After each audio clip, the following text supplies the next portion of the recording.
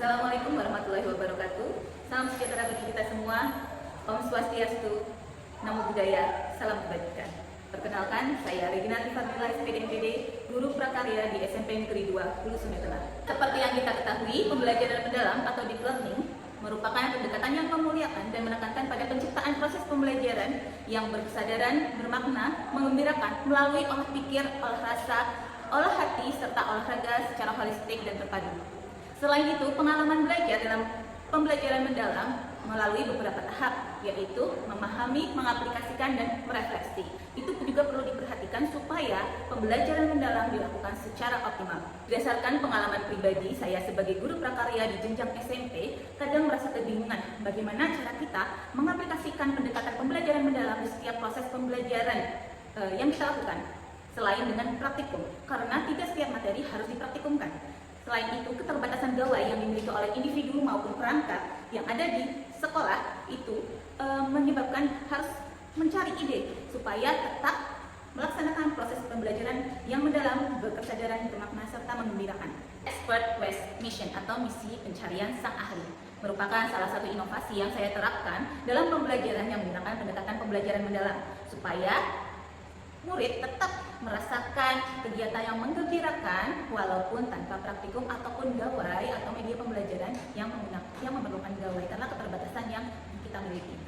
Jadi sekelompok siswa atau murid nantinya akan mengerjakan suatu misi yang berkaitan dengan materi yang dipelajari. Misi tersebut memiliki tingkatan level 1, 2, 3, atau sampai 4, tapi rata-rata 1 sampai 3. Dan setiap level mempunyai tingkat kesulitan yang berbeda dan menggunakan waktu tertentu. Hal ini dikemas dalam suatu permainan sehingga siswa sekaligus bisa olah pikir, olah rasa, olah hati, dan olah raga, serta bisa bermakna, berkesadaran, dan menggembirakan. Tujuan The Expert Quest Mission yang saya terapkan dalam pembelajaran mendalam yang saya lakukan, yang pertama yaitu meningkatkan keterlibatan murid di kegiatan pembelajaran. Yang kedua, mewujudkan terciptanya kegiatan pembelajaran yang berkesadaran, bermakna, serta menggembirakan. Yang ketiga, memberikan pengalaman belajar murid melalui tahap memahami, mengaplikasikan, dan merefleksikan.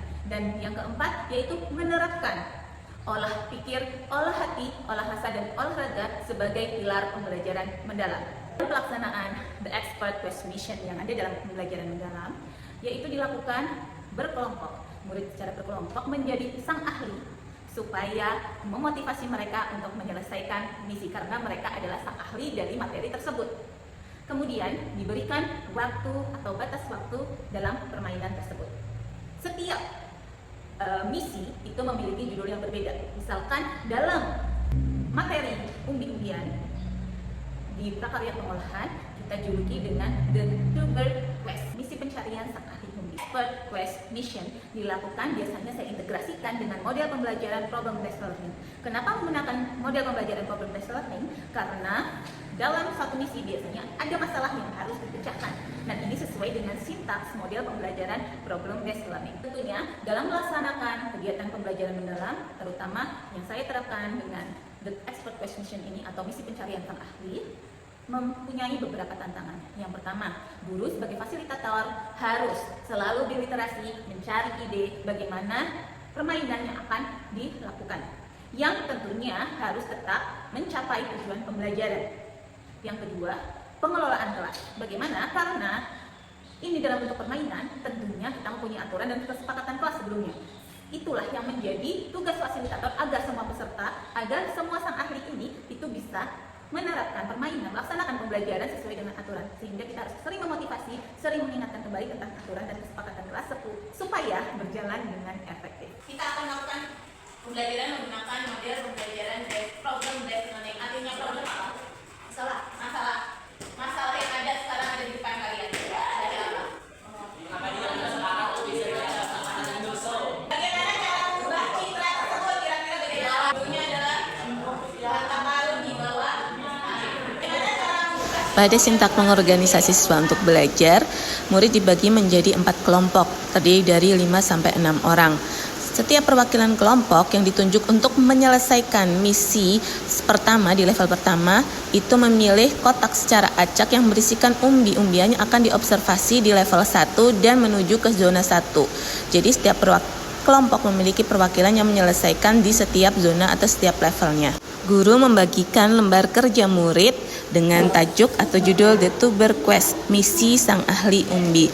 Perwakilan kelompok yang ditunjuk untuk menyelesaikan level 1 menuju zona 1, kemudian mengobservasi dari tekstur, warna, serta aroma daging dari setiap umbi yang mereka pilih. Waktu yang diberikan untuk level 1 adalah 3 menit, tetapi jika sudah selesai bisa langsung berpindah ke zona 2 untuk menyelesaikan level 2 dengan perwakilan kelompok lainnya. Level 2 diberi waktu 7 menit untuk menyelesaikan 2 soal mengenai teknik pengolahan, dan mereka juga diperbolehkan mencari literasi di mesin pencari menggunakan laptop yang tersedia.